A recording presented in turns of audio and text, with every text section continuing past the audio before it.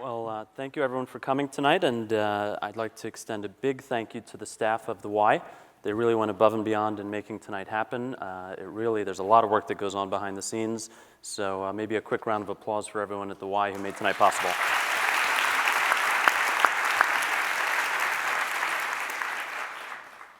I'd also like to thank KAWS for being here this evening. We really appreciate it, so maybe one more round of applause for our special guest. And we're done, thank you. And we're done, thank you. So to start things off, you did not come from an artistic family, a family of artists. So where did your interest in art begin? And then also, where does the name KAWS come from? We have to start there, that's kind of the beginning. You know, I think it's always something, I used art kind of as a crutch. I always gravitated towards it in elementary school, and you know, it's just sort of a way to pass time, and kind of like, you know, I was never really motivated in sports or anything else, and I kind of navigated relationships and friendships through art.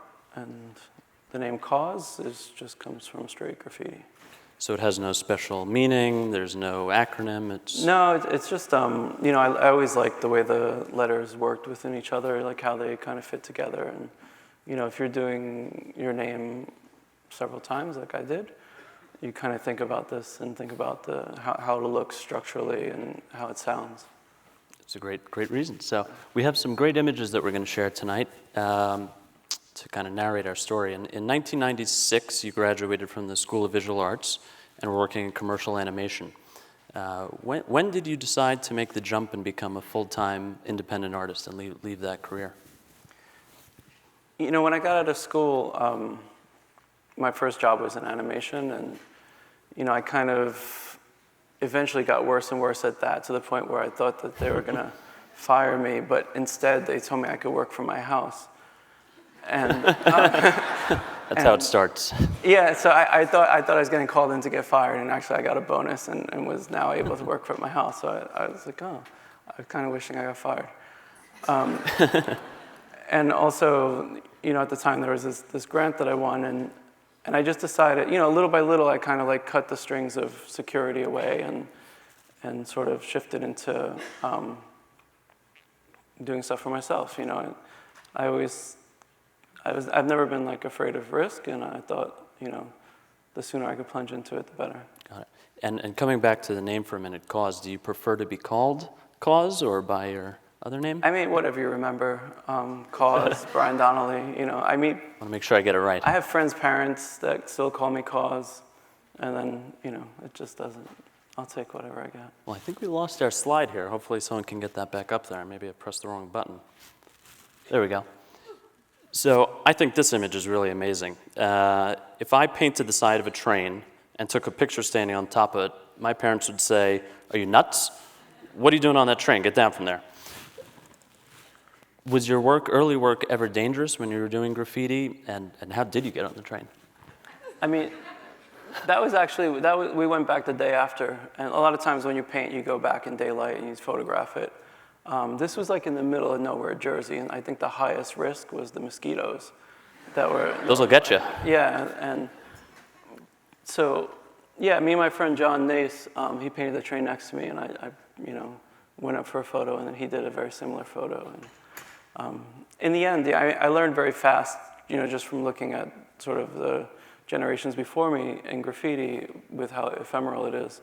You really only have the photography, so I always was very keen on getting good documentation of the work. And so never had any accidents or dangerous moments out there? I mean, there's danger, but you just sort of like, you know, you sort of weigh the risk versus reward, and it always seemed the risk seemed very silly. It's well said. Let's see if we can get to the next image here. Starting in 1993, I believe, you were painting over advertisements in bus and phone booth cases. How'd you even get the keys?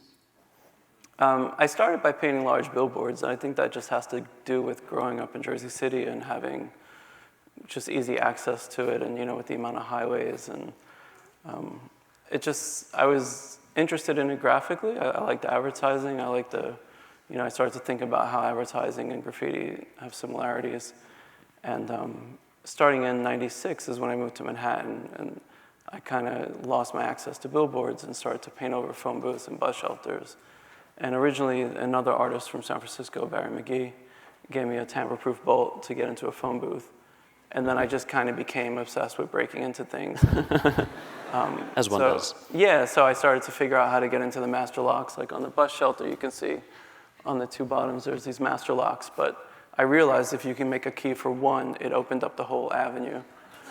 So It was New York security for you. yeah, exactly. I think times it's a little different now. But, and then I No phone booths. yeah, exactly. That's one thing. But also when I was in different countries, I just got really interested in being like in a new place, but doing very familiar things. Mm-hmm. And would you paint them on site, or you would take them home? No, they'd be painted. I would go and I would take them from a neighborhood that I wasn't interested in putting stuff back in. Mm-hmm. So I would empty out that whole territory and take them and I'd paint them. I was living on the Lower East Side at the moment, at that time, and I would take them and put them in my route to work and, you know, things that I would see, like on the route to the bar that I like to go to, or, you know. And was there a message behind it, or how did you come up with the idea to do this for the first time? I mean, it really just stemmed from when I was doing the sort of more traditional graffiti letter form work. When I started to paint over the advertisements, I started to think more about the larger audience and how can I communicate to people that kind of don't understand the nuances of graffiti, because I felt like that was, you know, it's more like a lot of people see graffiti and they don't really, I see a wall and I could, you know, pick out, oh, this person's from here, this is this, you know. But a lot of people just see a blur. And I felt like in working over the ads, I needed to kind of just get into more sort of broader imagery. Is any of your graffiti still up in New York, or has it kind of been painted over in the I years? think for the most part, it's mostly gone. Mostly gone. Too bad. Yeah. Maybe you can go back out. Too bad. I guess depends on who you're asking. So in the end, do you think it helped the brands that you were painting over? Say it were an ad for a given clothing company. I don't think I would have contributed to selling another product for any of those brands. But in hindsight, I could, you know, at the time I really thought like, oh God, if whoever finds out, you know, that would be like, I'd be getting sued or getting in trouble. And, Sure. And then later you learn that like brands, they just want attention. Take it any way they get it. So eventually you were painting over ads not only in New York, but San Francisco, London, and even Mexico City. Travel is going to be a theme throughout your career. How important was travel to your early career? I think you told me that you learned about geography from trading photos. Maybe you could share a little bit about that. Yeah, I mean, when I was still living with my parents, a friend of mine had a graffiti magazine called Undercover. And so a lot of kids used to write in and send photos to it. And whoever sent in better photos, then, you know, we would start trading photos with them. So I'd take my camera and walk around Washington Heights, Bronx, anywhere there was good graph, and take photos, not just of my work, but of all artists, you know, the ones that I liked. And I'd make packets and send them out, and so I'd be trading photos with kids in Germany and Spain, and it really just sort of got me interested in the bigger picture and kind of where can I go. And that's great. When you traveled, you would have new friends in those exactly. cities. I mean, the first time out of the country was in '96, and it was to do a graph, and you know, I immediately linked up with kids who I was familiar with before I got there. Almost a pre-internet social media you had going. Yeah, definitely. No, I know. I remember when first like graph message boards started. I think everybody was just scared to even write on them, because sure, it was early. Exactly. So in 1997, it was right after you graduated school. You went to Japan. Tell us a little bit about that trip. I understand how you came to get your ticket was pretty interesting. Where you landed was a little bit interesting. It didn't go as smoothly as you might have thought. It wasn't unsmooth. It was no, it was great. It was a great trip, but. You know, I was going to School of Visual Arts at the time, and a friend of mine's brother offered to bring me to Japan in exchange for a painting. So I gave him a small painting, and he gave me a ticket. It's a good trade. Yeah, definitely. At the time, it was a good trade for me. And so I thought I was staying in Tokyo, but it turned out he lived about an hour and a half outside of Tokyo in like this pig farm area. So I got to go into Tokyo maybe 2 nights out of the week. So you thought you were going to Tokyo, and you ended up I fully on a pig thought, I farm. just assumed like, oh yeah, same thing, you know. And then, I mean, Yeah. Tell us a little bit about some of the people that you met in Japan who had a really large impact on your career as the years went on. Yeah, I mean, I went originally just because I was excited to go to Japan. Like, who doesn't want to go to Japan when they're younger? But then I met a lot of people in streetwear that I continue to work with, like, to this day. And, the first sort of company I started working with was this company, Hectic, and it just seemed like a really inspiring place. There was a lot of people that were, similar in age, that were just super ambitious and productive. And so I came back to New York, like, how do I get back there? I just want to get into work and do things. How long did you spend when you were over there? I was only there for a week. No, 2 weeks. Yeah.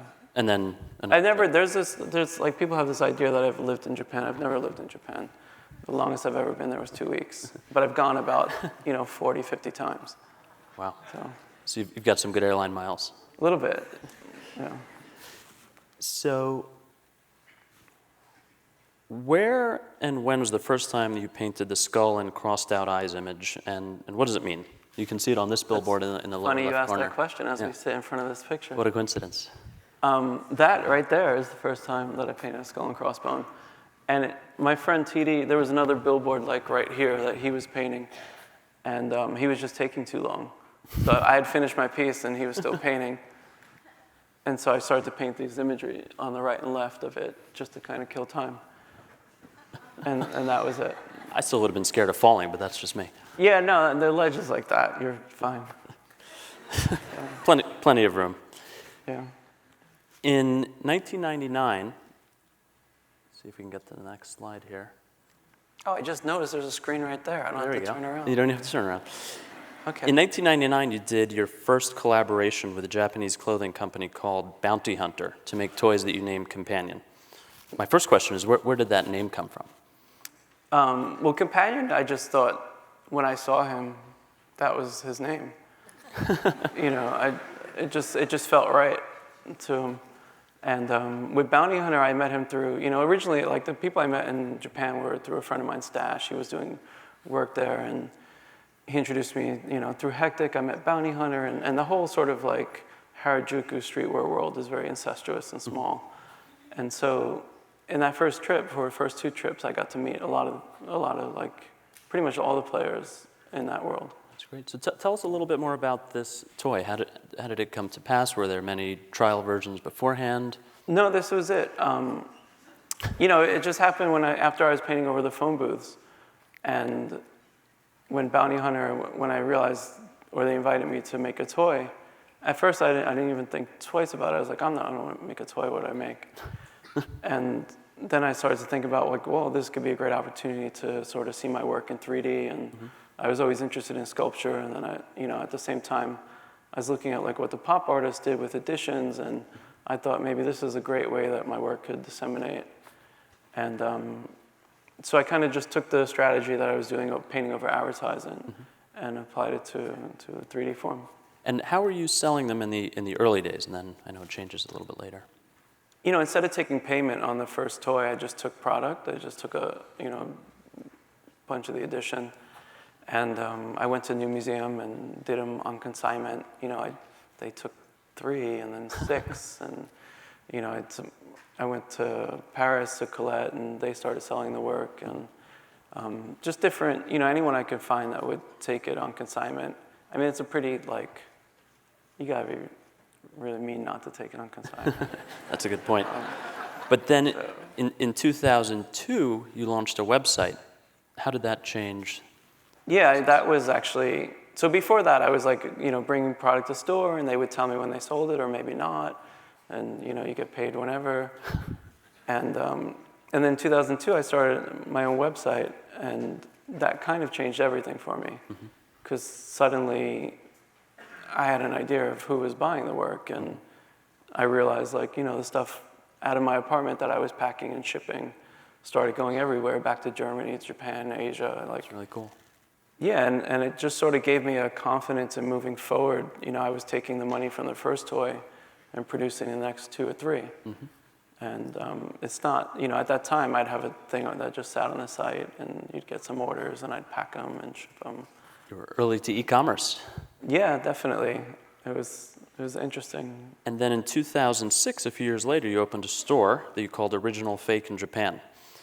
What motivated you to open a store? Did you have Keith Haring's 80s pop shop in mind? What were some of the influences there?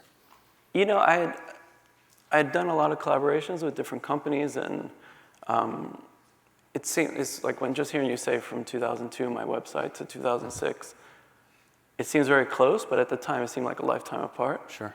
And the shop was really just a way to create a home base for the projects I was making. You know, before this, I would do a collaboration with somebody, and it would release, you know, on their timeline, in their shops, and, you know, it would just sort of like roll out the way they saw fit. Mm-hmm. And in opening my own shop, I could just have, you know, all year round, a home base for people to come and, you know, view product and see product. And it's like having an exhibition that doesn't close. I could see why you had 40 or 50 trips over to Japan. Yeah, I mean, when I had the shop, I was going like every 2 months. I think that's kind of what burnt me out. Makes a lot of sense. Rewinding a little bit, so in the year 2000, you did a gallery show, actually not too far from here on the Upper East Side, at a gallery called Magidson Fine Art. A major artist spotted your talent, but you didn't view that show as a success. What was the story? No, it's not that I didn't view it as a success. I just, you know, I met a guy through my friend's father that was like, do a show, and came, and I put some pictures in his space. I didn't really know, you know, it wasn't really like understanding galleries and how that could work and do's and don'ts. But yeah, at that time, you know, Jeff Koons came to the show, and he introduced the work to Dacus Janot, and Dacus bought 2 paintings, and, you know, I was very excited. I was like, oh, now things are going to start. And, you know, I think as a young artist, you're always looking for entry points, and it seems like a lot of brick walls. And I felt like, oh, here's an opening. And but then I couldn't really get another show until 2008. Right. So after that. Seemed like a home run to me. You know, I think 8 years later, it's a long time. Yeah, at that time, I used to talk to gallerists if I would show them my work, and I think they didn't know what to do with me, you know, because I was really interested in all this commercial work, and I felt like that was part of my work, and it made perfect sense to me, and it didn't to a lot of people. That's really interesting. So you think the hybrid role that you were taking made it harder for them to digest you in a way? Yeah, at the time it definitely seemed like you can be a commercial artist or you can be a fine artist, but you have to like choose your lane, and you know, one detracts from the other. Well, I'll congratulate you on proving them wrong. I'm trying. We'll see. In 2012 actually, you had a float in the Macy's Thanksgiving Parade. How'd that happen? They cold called me. You just minding your own business one day? Hi, yeah, this is Macy's. like, We'd like to float you in our parade. Who? No. No, I was just like, when it was a cold call invitation to do the Macy's parade, and I was on the phone. I was like, is this even a real person? You know, and we were talking about it, and they were talking about, you know, we like your work. We know you work a lot with existing characters, and you're kind of, you know, we're uncertain if you're taking jabs at them or you're embracing them, and we kind of like that, and we want to invite you to do a float in the parade. And I just thought, like, this is the best person I've ever spoken to. It was a good phone call. Yeah, it was a great phone call, and they were great to work with. And, you know, at the time, I thought doing an inflatable was cheating because, you know, I was used to working in these other materials. And I think doing this parade really opened my mind to the idea of, like, what an inflatable can do, how you can occupy a space or a moment. And so Did you walk in the parade? I did walk in the parade, but they asked me if I wanted to be on a float with it, and I was like, not a chance. So I took like a press badge, and I got to like run ahead of it and run behind. I like to take photos, so you know, I just acted like one of the several photographers running around taking photos, and it was great because you get to hear like the crowd. You know, they'll be like applauding when they see SpongeBob or some other thing, and then it just goes silent. You know? It's just completely, no, it's really, it's just like this total like, oh, Smurf, what is it? And different than Santa Claus. Yeah, so I found it was a pretty good day.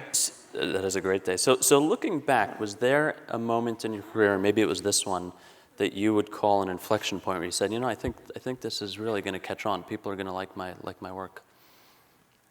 You know, I've been naively like optimistic my whole life. I feel like every sort of step that I've taken or opportunity I've had, I felt really super excited about it. So you always have these moments like, yeah, this is it. And then also you have like these insecurities of like, well, what does this equal? You know, does this add up to something? I guess that's a part of what keeps you working as hard as you do. Yeah, I'm still waiting for that real like, Maybe tonight's the that night. security blanket that just lands on me. I think tonight's the night. I can feel comfortable in my skin. So, well, this should help. You have over 2.6 million followers on Instagram. One post about tonight's event generated over 35,000 likes.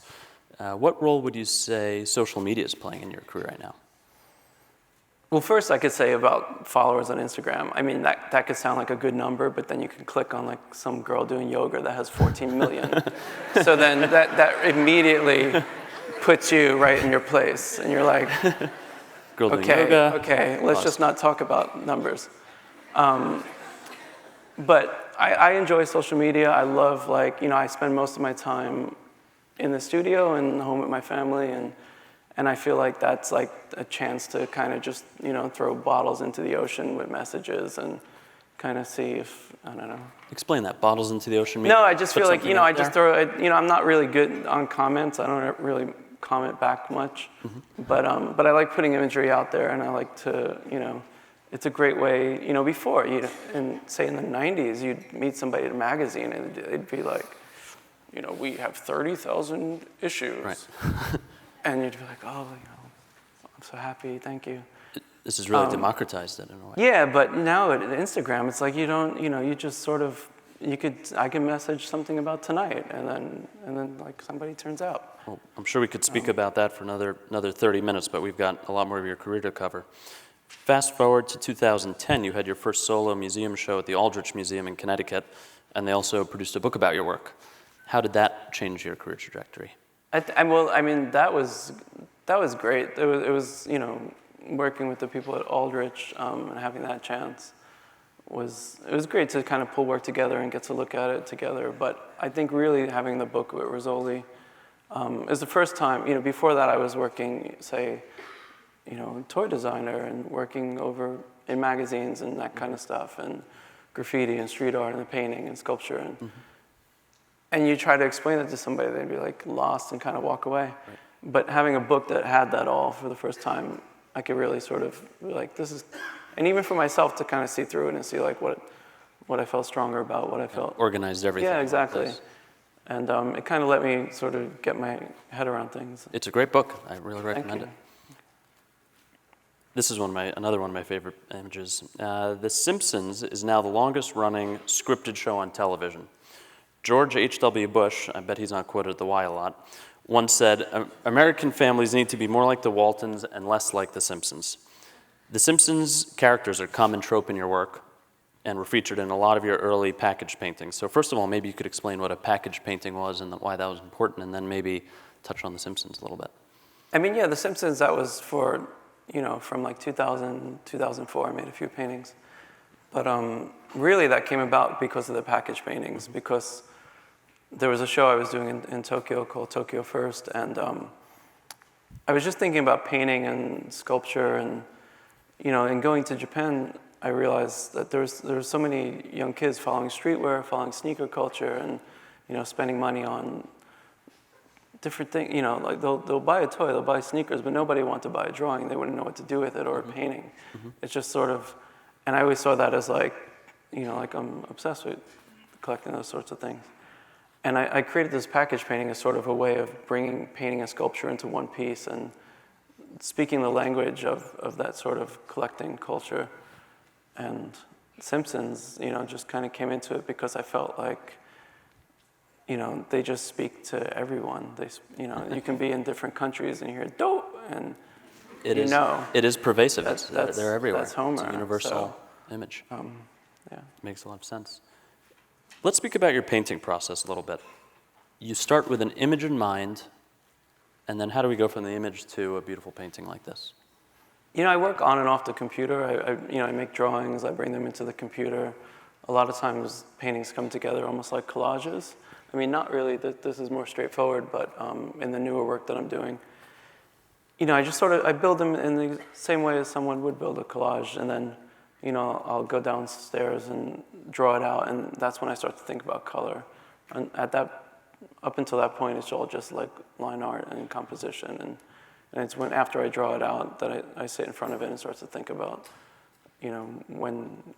what colors go where and where do you place it, And you're very specific about your paint. You'll have them specially ordered for you, and you can do up to more than 10 layers sometimes of one segment. Yeah, I mean, it just depends on, the colors and how they take to the canvas. But I like to sort of like, work myself into corners with different colors and see if I can bring it around and find a balance and sort of get the emotion that I want out of it.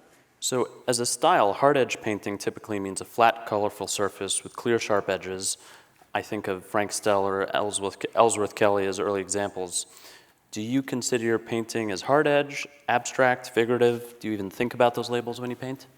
Yeah, I try to avoid all labels for a painting. I don't feel like I ever want to fit into somebody else's shoes. I happen to paint really sort of hard edge. Everything that I paint is freehand. And, it's kind of like when I sit in front of a canvas, that's really the picture that comes out. Another great example. So I'm not going to dwell on this, but I'd be remiss if I didn't at least bring it up. The market success for your art has been beyond remarkable. Earlier this year, one painting sold for nearly 15 million US dollars at Sotheby's in Hong Kong. How did that make you feel? How do you navigate that as an artist? I think stressful. I can imagine. Yeah. No, it's so funny because everybody, people they congratulate you, and you're kind of like, what did I do? That painting was painted 12 years ago. And it's interesting. I mean, it's the art world's fascinating. There's so many different things about it that's interesting. And the market is its own thing, and, it doesn't take you into consideration. So I don't feel like it can, I just pretty much try to be in the studio and make the work that I want to make. And for me, I feel successful like when the work is finished and I've been able to, bring a sculpture to fruition or finish a series of paintings. What happens afterwards is really out of your hands as an artist, I think.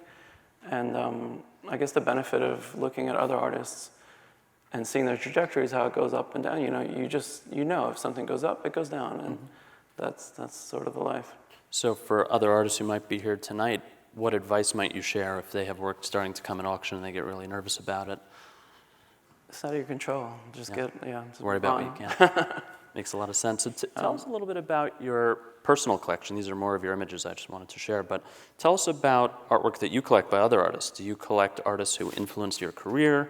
Do you collect with the goal of supporting young artists? Do you interact with the artists you collect? Tell us a little bit about that. It's pretty much like peers and heroes, and that's it. There's not like peers and heroes. I like that. Yeah, it's not. There's no set rule. It's pretty eclectic who I collect. I tend to, I love like a lot of Chicago imagists, and I also, I grew up thinking like, why isn't graffiti and I never see it in museums or in collections, and and I kind of, so in the back of my mind, I made it a point to start collecting that kind of work from the 70s and 80s, and hopefully, I could build something that can end up someplace. Or do you think that may change, that there may be more institutional representation of some of those artists? No, it's definitely happening, and it's good to see. I mean, like Henry Chiffant has a show up at the Bronx Museum right now, and it's a great show. I mean, what he's done for graffiti it's priceless, That's great. In 2013, the MTV Awards were held in your backyard in Brooklyn, and you designed the actual award trophy and the arena setup. It included this 60-foot-tall inflatable that almost looked like it was chrome-plated. Can you tell us about how this came to be? And I understand you were a little bit controlling over the process for the trophies. I'm controlling about everything.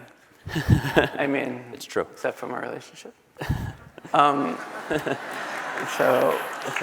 But no, when they approached me, they contacted the studio, and in my mind, I was like, why is MTV? What do they want? And I was like, oh, I'd love to do a Moon Man, but who knows? And so the guy comes to the studio, and he has like a deck. It's cool. I learned about decks. When people make a deck, it's weird when you see it. It's yourself. But the first page was a moon man, like their moon man. And I was like, amazing. This is about, so they asked me to design the trophy, and then when I convinced them that, how to use my sculptor and my foundry to produce it. And when I came back with the first sculpt, they asked me if I wanted to design the stadium.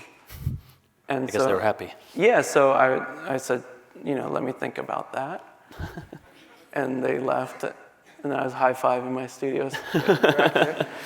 And so then we designed the stadium, and I went back to them. I said, well, if I'm going to design the stadium, can I have input on all the visuals for the award show? And it was great because it was a challenge on how do you make an impactful stadium that can load into a space really fast. Be there for a one-night event and then load out. And then big logistical operation. Yeah. So I mean, this is what you're seeing is a giant inflatable that after we made the trophy, we just photographed it around, and then we printed it all black, whites, and grays. Wow. So it has no reflective quality. It's just printed like that. It's really beautiful. Yeah. Changing mediums a little bit, in 2016, you had your first show at the UK Museum, your first UK museum show at the Yorkshire Sculpture Park that had this 30-foot tall wooden sculpture, which we're trying, there we have it. Small eye. Why did you decide to work in this medium? It was a new medium for you at this show, right? Yeah, well, I had worked small. I'd worked in like toy scale and wood, and I met this guy Ernest Momans who's like really sort of an expert on, he did all this stuff with Sotis, and he's done a lot of great stuff. But so I was talking we knew we wanted to work together, but we didn't know what we wanted to work on, and then he helped me figure out how to engineer to do, so the first piece that we did was this one, which was 10 meters tall. And we figured if we can do that, then we can do most everything else smaller. So you started with the big ones and then... Yeah, we started with the most sort of ambitious that we can do at the time. He had this space in Giswheel, and this sculpture fits in it, with its head tilted. So it looks like it's too big for the space. And so then we had this at Regent's Park for Frieze. They have a sculpture... outside the fair. Yeah, and Claire Lilly, who's the director of Yorkshire Sculpture Park, also curates that. And when I met her and she saw the piece in person, and from that she invited me to do Yorkshire Sculpture Park, and it was a great opportunity because I feel like everybody just associates me with like this urban context, and I think just working in wood material, gave the sculpture a vulnerability, and then putting it in a landscape in Yorkshire just gave it, just sort of opened it up to a new territory. Did you feel badly it would get wet in that UK rain? I always worry about my sculptures outside. Like, I feel like they're probably bummed to be in the rain. So don't blame them. Fast forward to 2018. You collaborated with Kim Jones, who is Dior's creative director for men, on his first men's show in Paris with a 70,000 flower installation. You've also partnered with Uniqlo, Supreme, Nike, and I'm sure I'm missing a few. How has the fashion world intersected with your world? I've always been interested in using fashion as an outlet. Even in the late 90s, I did stuff with Undercover in Japan, and it's just a great sort of way to exist in someone's life in a very sort of candid way. I like the fact that you can be on the train and just sort of be in touch with, a designer's work. So, and I mean, Kim is like super generous as a person. I knew him before he was at Dior, and we had spoken about working together, but nothing ever seemed right. And then when he, was moving to Dior, he called me and told me, and then it was only a few months away that we had to figure out the show for the runway. And of course, hope you got a good seat. Yeah, I did. It was good. But I mean, this all came together really in, I think, 2 months or something, maybe not even that long. Wow. Beautiful. And the images only get better from here. Let's see if we can get to that. Oop. We skipped one ahead. Uh-oh. Do you know how to go backwards? There we go. So. In early 2019, earlier this year, you installed a 110-foot-long inflatable at the Chiang Kai-shek Memorial Hall in Taipei. Why did you pick that location, and what was the local reaction there? I just thought, this is the best location in Taipei. You can't really beat it. That was I had never been there before, and we were looking at different opportunities, and I just felt like this was a really unbelievable spot if we can pull it off. And luckily, I work with a friend of mine, SK, in Hong Kong, with all these, this series called Holiday, and so we've been making inflatables for different locations around the world. And I mean, yeah, I think the picture says why I chose that. I can't imagine there are many art installations there with large inflatables. No, if it were up to me, it would be bronze. But we haven't found the person yet to do that. All right. So, but everyone out there, if inflatable, anyone can yeah. make those 110-foot bronze, let us know. Then in the spring of this year, you floated a 115-foot-long inflatable into the Hong Kong harbor. Yeah. I can't even get my son to agree to put a new rubber ducky in the bathtub. How did you pull this off? This was, it looks very simple, like it's an inflatable and you just throw it on the water, but under it is a 40-ton steel structure that, kept it, because in Victoria Harbor, the water's so choppy. And to keep the balloon, to stay perfect and seem like it's floating above it, you need pretty much a ship under it. Wow. Not to mention all the machinery to constantly keep the piece inflated. Wow. My favorite part of this project, I loved where it was, the final location, but, we assembled it off-site and had it tugboated to its location. It's a cool ride. And getting all the footage and photos and stuff, Wow. like going through Hong Kong and with the cityscape, is really, I don't know. Where were you during that ride? Were you on the tugboat? I wish. No, I forgot where. I don't know exactly where I was. I was probably stressing out, making sure the photographers were getting good photos. Sounds about right. Yeah. About right. I learned, that was one of the benefits of graffiti. When I was younger, I learned that the photo is really kind of what, this same project, if not photographed well, can only be spoken about, but you can't really. So we try to, when we do these, to get as much coverage as we can. And now you have 2.6 million photographers out there keeping an eye out for you. Instagram's been amazing for meeting photographers, honestly. If I'm in a country like Doha, I just met some new photographers out there. We had a piece that just ended yesterday. And it's great because guys, they're young and they're ambitious and they contact you and suddenly you're friends and, you're hiring them to do other things. And, that's great. Yeah. That's great. You've got a great fan base, that's for sure. Thanks. We mentioned the National Gallery of Victoria earlier in Australia. They recently hosted a large show of your work and commissioned this bronze sculpture.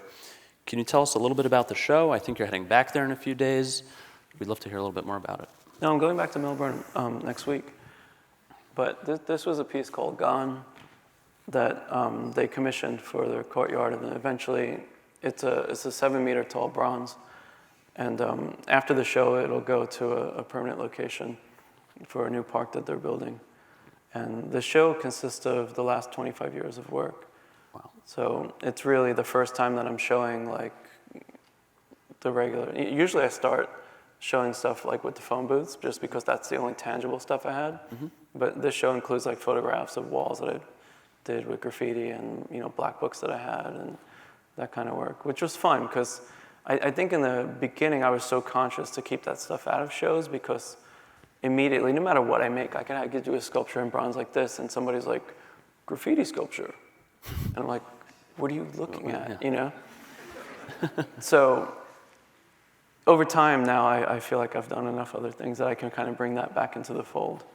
And what goes into planning a show like that and the logistics in Cornish? I imagine we worked on it for probably almost 2 years. 2 years, wow. Yeah, and just working with the curator there and just kind of, you first establish the space that it's going to be in, and then you start to think about the flow of timing. I like to not, keep things chronological because I find often through different materials I return to imagery, and so I like to show the connections between, how a product can relate to a painting and vice versa.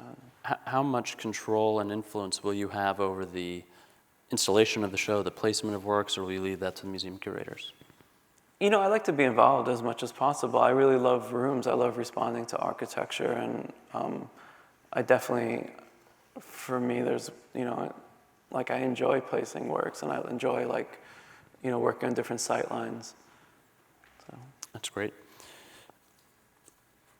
This past summer, you had an installation at Mount Fuji in Japan. This is a photo, I believe, from sunrise? Yeah, this I is thought it was about sunset, but it's sunrise, right? Yeah, I think 5, maybe 5 a.m. And you and some fans camped out right in front of the inflatable, is that right? I mean, we invited 2,000 people. A few casual friends. Yeah, you know, we had a raffle where you can, you know, not just people I knew, but just general people can enter and come and camp. And actually, so my friend Esk, who I mentioned earlier with this company, All Rights Reserved, first we just wanted to do something in front of Mount Fuji. Mm-hmm. And then we found this, first we were going to do it in water, and then we found this location, and it was a campsite. So we're like, let's do camping. You know, it started as a joke. And then suddenly we're thinking about, well, where do these people stay? What do we feed them? And so it became this whole, you know, bigger project that was like super fun. Until it rained. It rained the whole day of the opening, and the whole night, like poured. Like there couldn't be more water in the air. But yeah, that morning there was this shot, and then for most of the day you couldn't see the mountain. And then the next morning the mountain appeared. So I mean, it was kind of amazing that you felt like it was a gift almost when the mountain came out. It's beautiful. So, and yeah. Clearly the photography is really important. Tell us a little bit about your team. It's clear this is a lot of work going on, a lot of projects. You always have 26 balls that you're juggling in the air. Have you been able to find great people and attract really good talent to work with you? Yeah, I mean, my studio is very small. It's 11 people total. That's maybe 7 administrative that are painting with me. And no, they've been great. And then also I've been very lucky in building relationships with foundries. And, you know, I tend to, if there's somebody that I work well with, I stick with them. And, you know, like the people, Metacom, who makes my toys, I met in 2002, and I pretty much don't work with anyone else because I trust them. Trust is It's the same thing. So if you find somebody that you trust, you try to do whatever you can to nurture that and hold on to that. And that can really apply to any different industry. Exactly, yeah. That's great. So I know we have a lot of questions from the audience that I want to save time for, but as the last question from me, looking ahead to 2021, the Brooklyn Museum is going to be hosting the first survey of your work in your home city. Interestingly, the museum curators kept mentioning that other artists originally were directing them to focus on your work. How important is it to have this local show, this local support, given your global career, to now have something really right in your backyard? No, I mean, it's an honor. It's amazing. I'm really looking forward to it. You know, my kids were taking classes there when they were little. It's a place that I frequent. They're the first New York institution to acquire work. And, you know, I'm excited. I don't know. That's great. So now we have some questions from the audience that I'd like to switch to. So the first one, this is a great one. Who is on your proverbial Mount Rushmore of graffiti? Who are some of the artists who you really admire?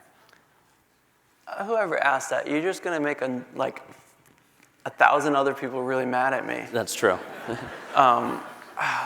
If I could say this without thinking, without holding me any, you know, this is just as a quick thought. Only with friends tonight. Can the Mount Rushmore be several more heads? No, I mean, there's so many heroes in graffiti. I would say like Lee Quinones is right at the top of the pyramid. Dondi, Futura, Zephyr, Blade. Great names. Yeah. This one comes from Benjamin, who's age 13, and he wants to know that when you were his age, did you know what you wanted to do with your life? And maybe you can come back a little bit to the early days of your career and deciding. Absolutely not. When I was 13, I didn't even think art could be a profession. You know, it's something I love doing, and I always thought that I would have to have a job to subsidize what I was actually interested in doing. Mm-hmm. That's just sort of,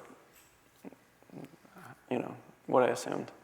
That's maybe a natural segue to the next question, and that is the art world can be a very difficult place to navigate. What advice would you share for a young artist in the earlier days of their career? It's tough. I don't know. It's a weird world. Run. So no, I think, you know, it's all people. People, like when you say the art world, the museum world, or any other world, you got to understand it's just people. And there's good people that you'll meet, and there's people that you probably won't want to hang out with. And you just sort of try to figure out who the good people are and interact with them. That makes a lot of sense. The next question is, growing up in Jersey City, tell us a little bit about the geography and where you would travel and your modes of transportation and how you got your start. So the PATH train was a small, walk or skate from my house, which was, I felt very fortunate that when I was little, I was able to come to the city and like skate the Brooklyn Banks or go to Thomas Square Park or Washington Square Park or anywhere downtown I wanted to go was it's a $1 train ride or an easy squeeze through. And, I don't know, I really enjoyed growing up in Jersey City. It was like, for graffiti, it was a playground under the 1-9, it was just sort of free for all. And great freight trains and billboards, all right there. Do you think some of the development and building in New York has limited graffiti space? I know 5 Points, some different areas come. No, I think, well, definitely. But also growing up in Jersey City and always being obsessed, I was always obsessed with New York. I just wanted to be in New York. And I think having that outside perspective, growing up here, I might not have had that sort of appreciation because I would have been here. Mm-hmm. So there was always this sort of mental drive of, when am I moving out? I tried to move out in high school, lived here for a little bit, put my tail between my legs, went back home. And then eventually, the day after college, I moved into Lower East Side. Other people have started appropriating or even copying your work, and there has been some issues with copyright issues and fakes out there. Do you take that as flattery? Is it something that worries you? How do you think about that? I mean, it's kind of conflicting. If somebody's copying your work and they're saying they're copying your work, that's great. But if they're tricking other people and selling people work that they believed was yours, then that's not cool. So here's a fun one. What do you like to do in your free time, if you have any? Free time? What's that? Yeah. No, if I have time, I want to be with my family mostly. So. You've met many famous people and collaborated with many great brands in your work. How do you stay grounded? Have you ever been starstruck?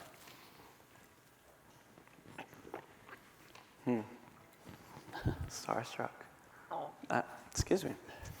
No, I don't know. It's great to meet, lucky that I get to meet a lot of talented people.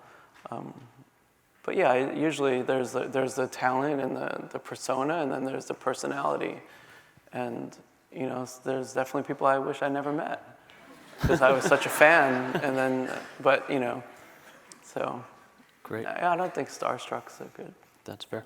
Well, I want to thank you again for being so generous with your time and so open with us tonight. Maybe we can have another round of applause for KAWS.